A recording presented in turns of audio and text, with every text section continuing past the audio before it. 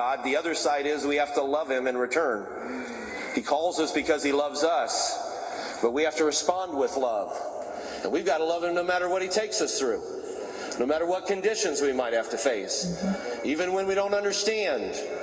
Like that sheepdog, we're looking around and we don't hear the voice of the master. We don't see him.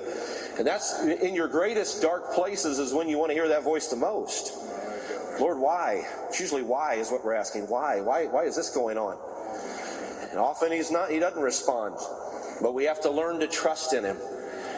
We've got to learn to give him thanks and praise no matter where we find ourselves. That's probably one of the key things more than anything else that I learned in some of the processes I've gone through is to give God thanks, give him praise. I had a strange experience. I'm not going to go into detail on it. This is years before what I was talking about here with this cancer. I had for the first time a very severe kidney stone.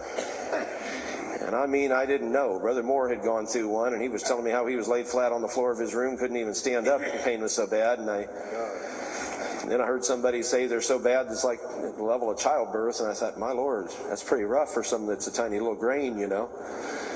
And then what I feared most after listening to that came upon me. Maybe I was drinking too many sodas. I had to stop doing that. Something caused it. I was in such horrific pain. I couldn't either. I literally was laid out flat. I could not even hardly move. And of course, that whole time, the doctors said there's nothing much else we can do based on where it's at. You're just going to have to wait until it leaves you, you know. And I thought, my Lord, that's days. How do you live through that kind of pain? And little did I know, cancer is far worse than that. But it felt like the worst thing you could ever experience. And I was laid out flat. I do not recall when this transition happened. I was just praying and pleading with the Lord, Lord, will you please bring this to an end or just knock me out or something, you know. I was pleading with him. Then without any conscious awareness that I was doing it, this is how you know it's the Lord. I started praising the Lord. I heard myself praising the Lord, and it didn't make any sense to me. I thought, this is hurting pretty bad. What am I praising the Lord? Isn't that silly? What am I praising the Lord for? I need to be asking him to stop this. But I said, why am I praising the Lord? And I couldn't stop.